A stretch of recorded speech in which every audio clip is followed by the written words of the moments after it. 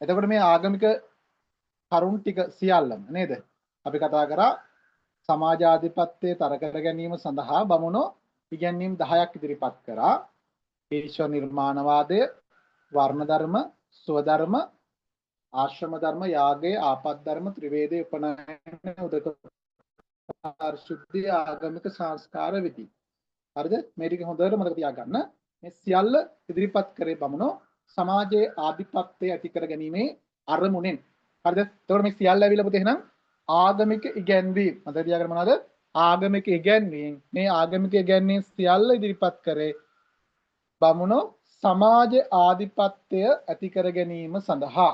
සමාජ ආධිපත්‍යය ඇති කර ගැනීම සඳහා තමයි මේ ඉගැන්වීම් ඉදිරිපත් කරේ. හරි. ඒකේ පළවෙනි එක බලන්න පුතේ. මොකක්ද තියෙන්නේ කියලා. පළවෙනි එක මොකක්ද වෙලා? ඊශ්වර නිර්මාණවාදය. ඕන්න අපි දැන් මේ ඉගැන්වීම් 10ම එකින් එකට කතා කරන්න පටන් ගන්නවා. මොකද මේවා අපි ඉගෙන ගන්න ඕන. මොකද මම ඔයාලට කිව්වා බුදුහාමුදුරෝ ඉන්දියාවේ පහළ වෙනකොට ප්‍රධානම ආගම ඇවිල්ලා බ්‍රාහ්මණ ආගම නම් ඒ ආගම ප්‍රතික්ෂේප කරනවා නම් බුදුදහම ඒ ඉගැන්වීම් අපි දැනගෙන ඉන්න ඕන. ඇයි ප්‍රතික්ෂේප කරන්න හේතුව මොකද්ද? මේ විදිහට අපි ඒකට හේතු දක්වන්න හේතු ඉගෙනගෙන තියෙන්න ඕන. පැහැදිලිද? හේතු දන්නේ නැතුවට අපිට ප්‍රතික්ෂේප කරන්න බෑ. නිසා අපි ආගමික ඉගැන්වීම් ටික අඳුනගන්නෙමු. හරිද? මොනවද? පළවෙනි එක ඇවිල්ලා ඊශ්වර නිර්මාණවාදය. හොඳට අහගෙන ඉන්න. හොඳට අහගෙන ඉන්න ප්‍රශ්නයක් තිබුණ පුතේ අහන්න. මොකද්ද බලන්නකෝ. ඊශ්වර නිර්මාණවාදය කියලා කියන්නේ නිර්මාණවාදය යන්නේ අදහස් කරන්නේ මොකද්ද? නිර්මාණය කිරීමක්, පහළ කිරීමක්, උදා කිරීමක් යන අදහස අර්ථවත් වේ. ඔන්න පුතේ. නිර්මාණවාදය කියලා කියන්නේ මොකද්ද එහෙනම්?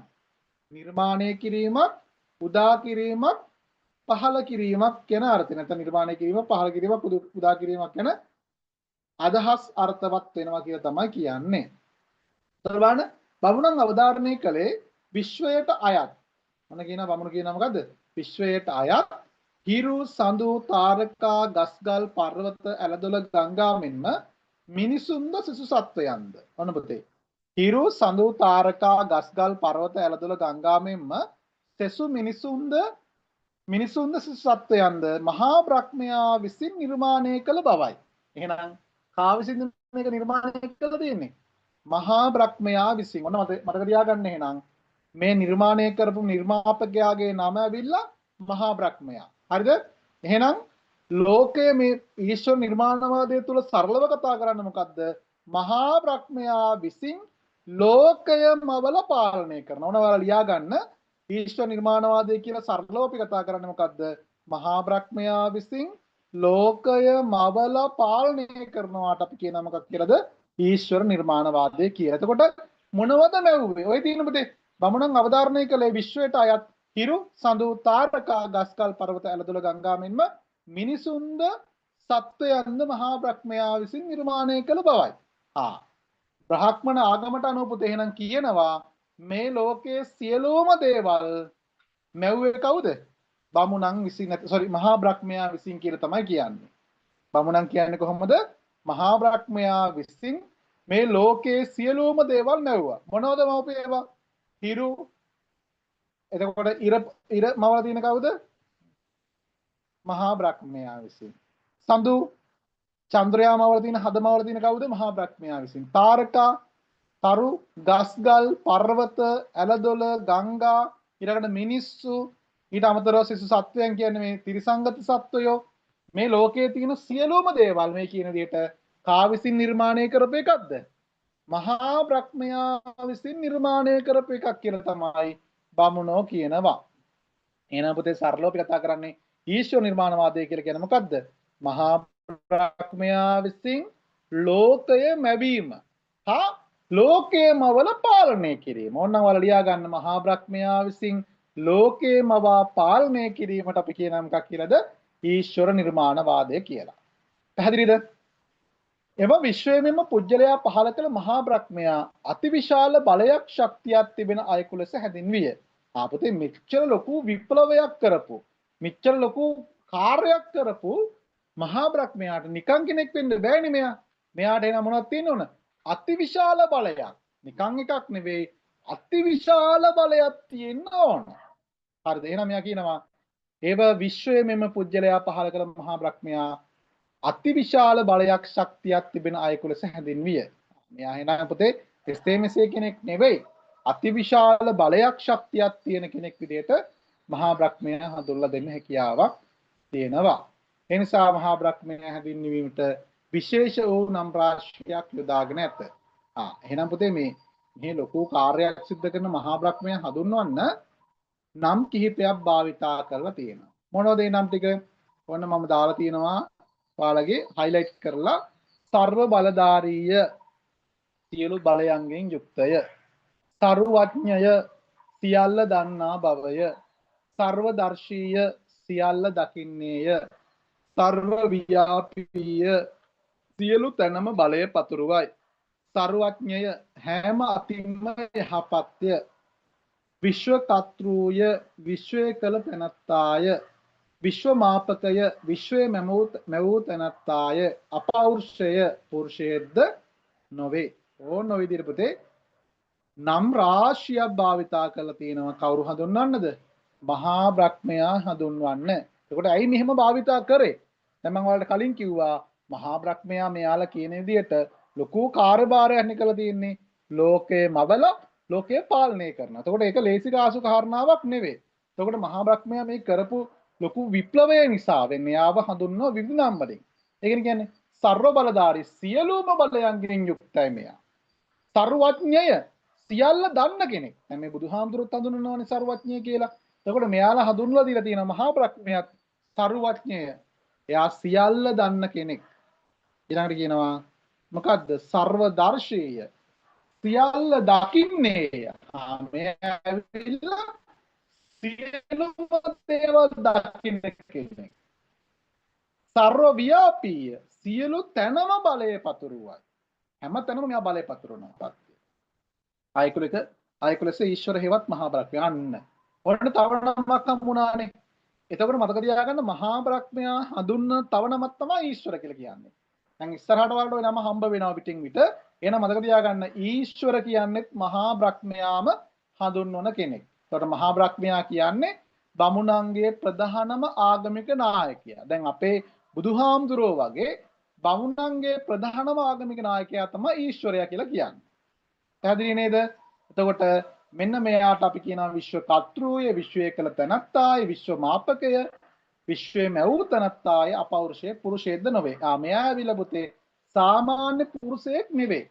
මෙච්චර දෙයක් කරපු මේ මහා බ්‍රහ්මයා කියන්නේ පුරුෂයෙක් නෙවෙයි කියලා කියනවා. යන අදහසින්ද මහා බ්‍රහ්මයා හඳුන්වා දී තිබේ. මේ සහ බලයකින් යුක්ත සර්ව බලධාරී මහා බ්‍රහ්මයා ලොව සියල්ල මැව්වා පමණක් නොව. එහෙනම් මෙයා ලෝකේ මවලා විතරක් නෙවෙයි. මම කලින් කිව්වනේ පුතේ. මහා බ්‍රහ්මයා විසින් ඊශ්වර නිර්මාණවාදී කියලා අපි කතා කරන්නේ ලෝකේ මැව්වා පමණක් නොව ඒවා පාලනය කිරීමද කරන්නේ. එහෙනම් මවලා නිකන් ඉඳලා නෑ මෙයා. මොකද කරලා තින්නේ? ලෝකේ මවලා පාලනය කිරීමද කරන්නේ මහා බ්‍රහ්මයා විසින්යි බමුණෝ පැවසුව. එහෙනම් මතක තියාගන්න ඊශ්වර නිර්මාණවාදයේ කුමක්දයි කියලා වගේ ප්‍රශ්නයක් අහලා තිබුණොත් ඔයාලා ලියන්නේ කොහොමද? මහා බ්‍රහ්මයා විසින් ලෝකය මවලා පාලනය කරනවාට අපි කියනවා මොකක් කියලාද? ඊශ්වර නිර්මාණවාදය කියලා. මහා බ්‍රහ්මයා විසින් ලෝකය මවලා පාලනය කරනවාට අපි කියනවා මොකක් කියලාද? ඊශ්වර නිර්මාණවාදය කියලා. මෙසේ බ්‍රහ්මණ දහමේ එන නිර්මාණවාදී ගැන්වීම් පිළිබඳ කරුණු සඳහන් කළා කියලා ලොකු දෙයක් නෑ මෙතන.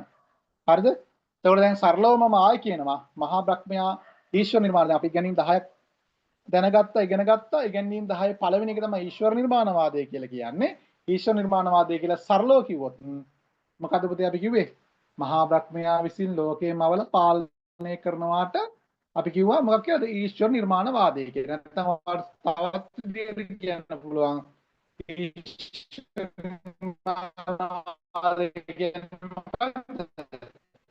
නිර්මාණය කිරීමක්, පහළ කිරීමක්, පුදා කිරීමක්. ඔය කියන නම් භාවිතා කරන්නත් පුළුවන්. හැබැයි සරලව අපි කතා කරොත් මහා බ්‍රහ්මයා විසින් ලෝකය මවල පාලනය කරනවාට අපි කියනවා ඊශ්වර නිර්මාණවාදය කියලා. හරි. මට කියන්නේ මේ කතා කරපු ටික තේරුණාද ඔයාලට? දැන් කතා කරන්න ඕනේ. නුවන්සා තේරුණාද? ඔව් සර් තේරුණා.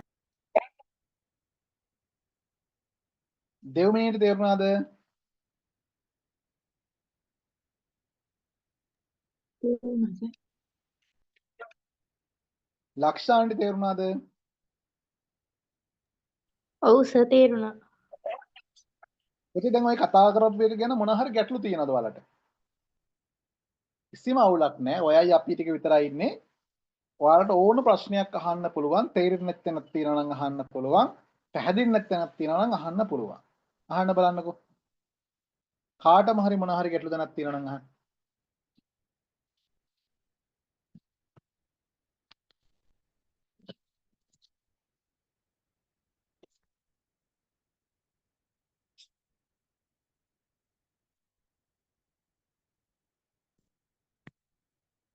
අහන්න බලන්න මොනවා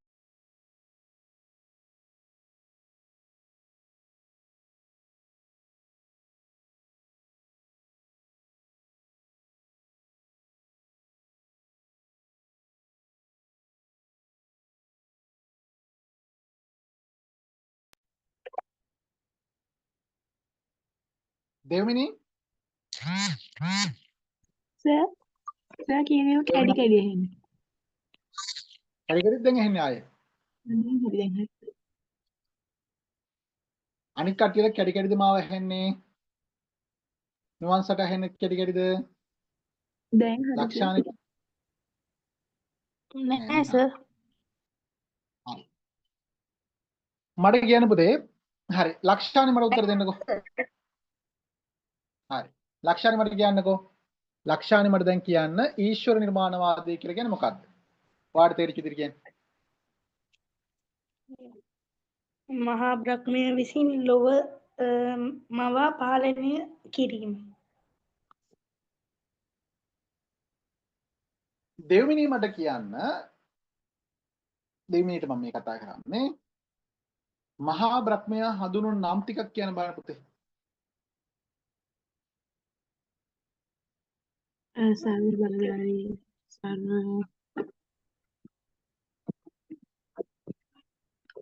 ධාරිය සර්වඥ සර්වඥ සර්වව්‍යාපීය සර්වදර්ශී.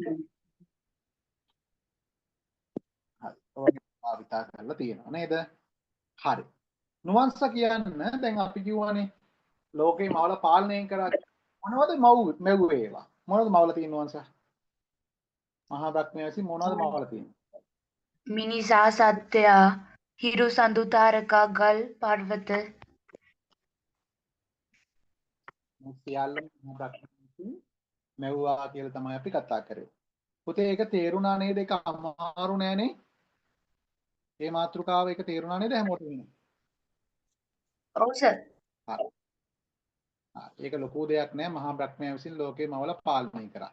හැබැයි දැන් ඔයාලා ඔය හිතුවට දැන් ওই පළවෙනි පාඩමෙන් විභාගෙට පුතේ මේ මහා බ්‍රහ්මයා හඳුන්වන නම් දෙකක් ලියන්න කියලා ලකුණු දෙකක් හම්බ වෙනවා. දැන් ඔයාලා ඔය පාඩම් කරපේකේ හරිද?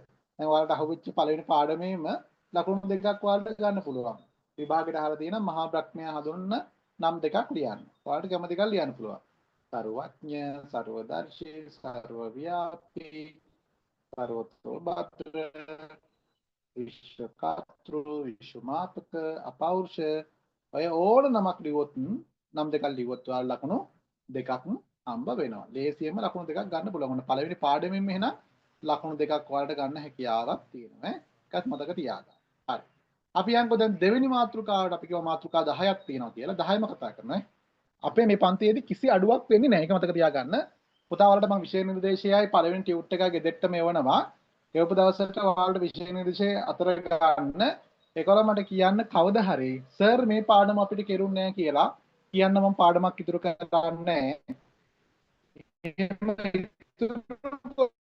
ඔයාලා කියන්න සර් අපිට මේ පාඩම පැහැදිලි කරේ නැහැ මේක ටියුට් එකක්වත් දුන්නේ නැහැ කියලා කියන්නකො පුළුවන් නම් හරිද ඒ ටියුට් මේ විෂය නිර්දේශයේ පළවෙනිම ඔයාලා අතට එවන්නෙත් ඒකයි ඒකට ඔයාලා දැනුවත් එහෙනම් සර් මේ පාඩම කරලා තියෙනවා කියන එක විෂය නිර්දේශය දීලත් එවන්නෙත් ඒකයි ඒකට ඔයාලා දන්නවා මේ පාඩම තමයි දැන් යන්නේ හරිද එහෙනම් පාඩම මග ඇරලා නැහැ මග ඇරුණොත් හරි ඒක ඔයාලගේ අයිතියක් අහන්න පුළුවන් නේ හරි එහෙනම් දෙවෙනි මාතෘකාවට යමු පුතේ. එහෙනම් ඊශ්වර නිර්මාණවාදී අපි කතා කරලා අවසන්.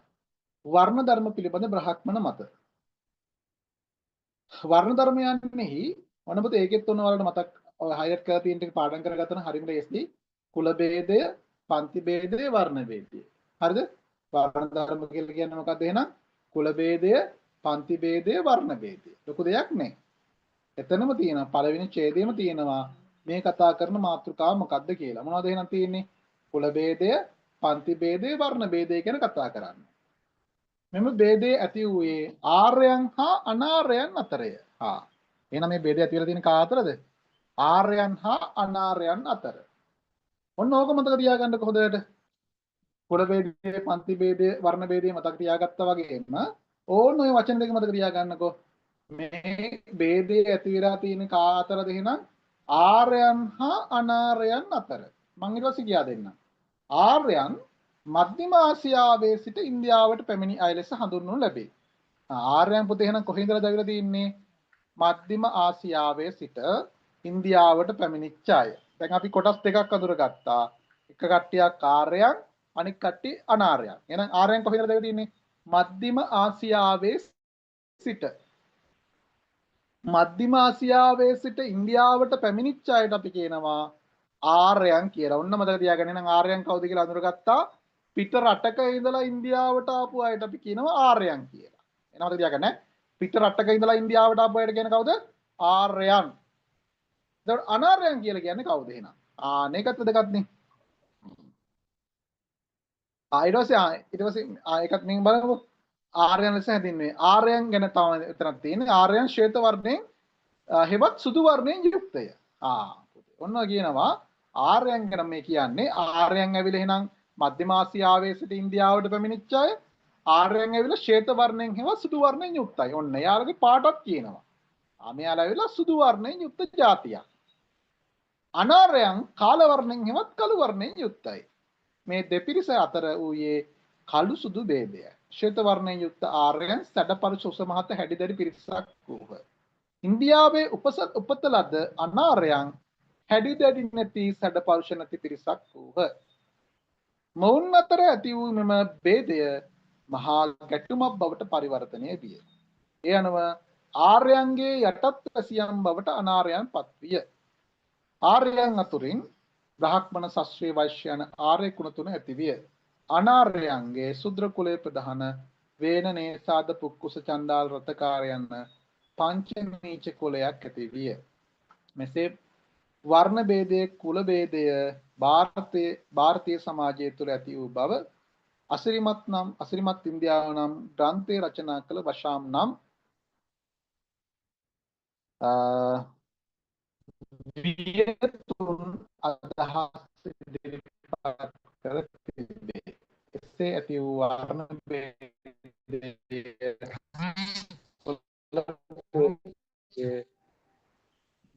බමුණම් නිර්මාණවාදයක් ලෙසට දක්වා තිබේ. හරි.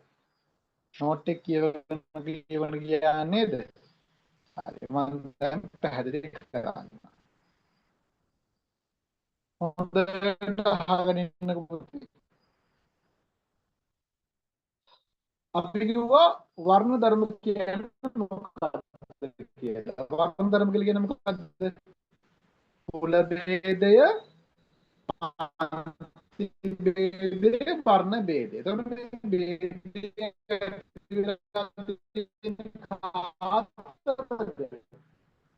ආර්යයන් හා අනාර්යයන් කුල ભેදය, පන්ති ભેදය, වර්ණ ભેදය අතරද ආර්යයන් හා අනාර්යයන්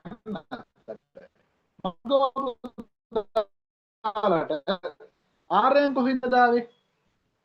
ආර්ය සුදුයි